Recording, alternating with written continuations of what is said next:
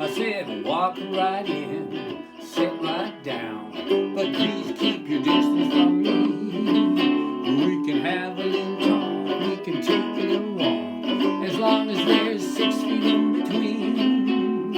Everybody's talking about a new way of walking, that's the way it has to be. I said,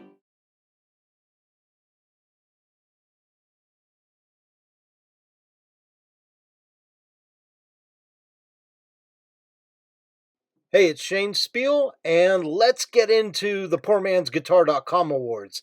For the most historically accurate build, the award goes to Michael Capato. This instrument that I'm actually entering into the contest, it is my knee fiddle, or jap fiddle, or spike fiddle. This was an antique jewelry box I found. Right around the same time, I alley picked some table legs. And I thought it would be cool to do something with it. And pretty much everything here is made by me.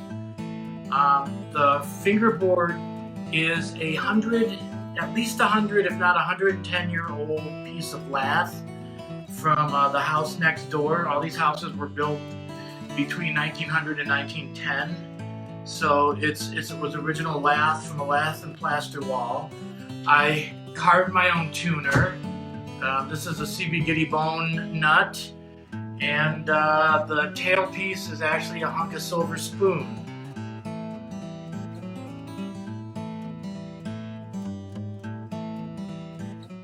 The next award is for the most visionary, and that goes to George McLeod.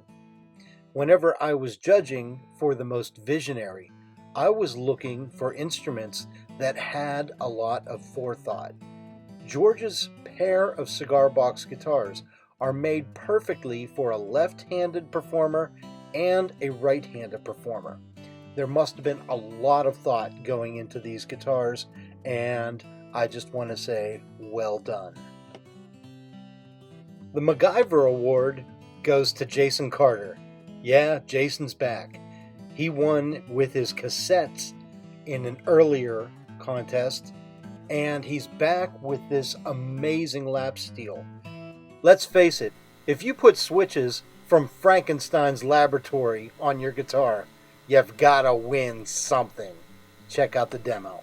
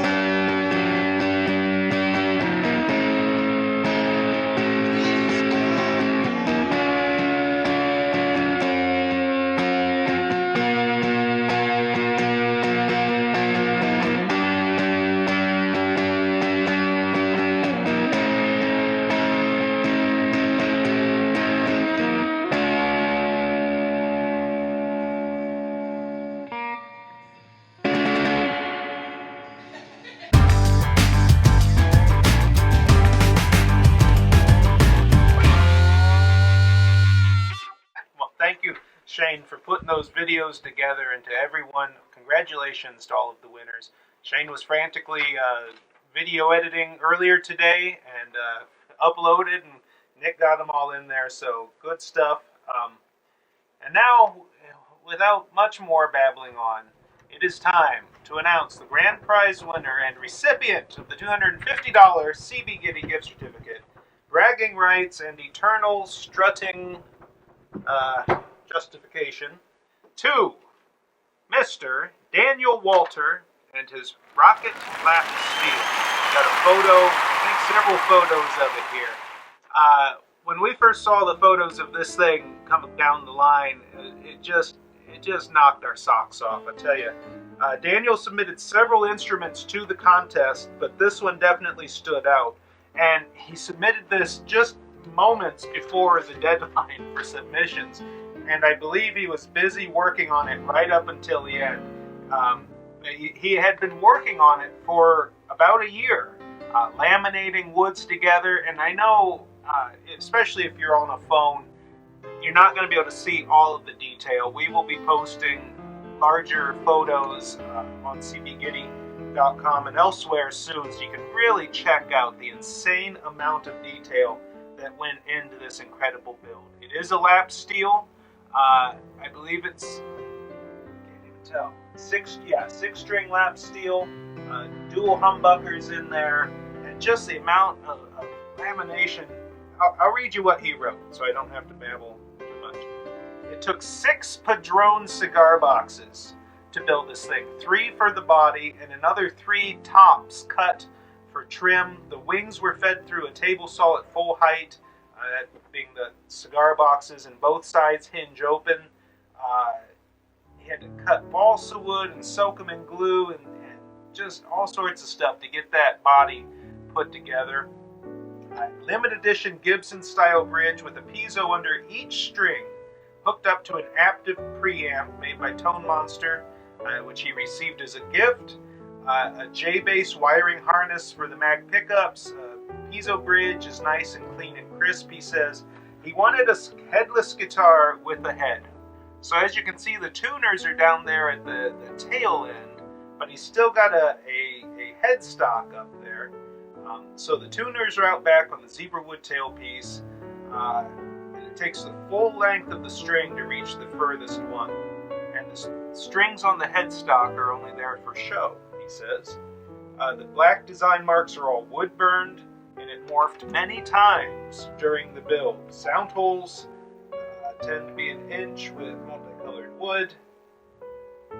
Would you believe it's still not fully complete, but is very close, he says. So yeah, that's one of the most detailed and coolest builds I have ever seen, and I think most people would say that. So congratulations, Daniel Walter. Runners up, Mark Clark, David Hopkins, Jason Carter, Jim Wispinski,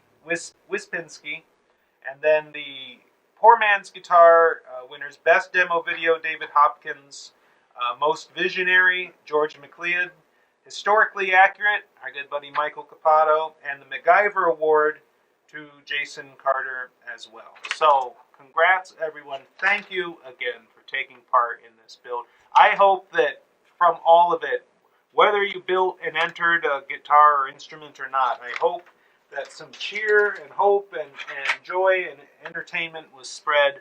I know I learned a few things, saw a few things I wouldn't mind trying myself next time I'm able to get out in the shop and build something. So thank you all, and congratulations. It's been a good time. People are already asking what the next contest is going to be. Once Shane's fingers uncramp and his eyes uncross from processing this one, we'll start thinking about it. But good stuff. Shane, yes, you can officially collapse. If you don't already have a beer, you should probably get one.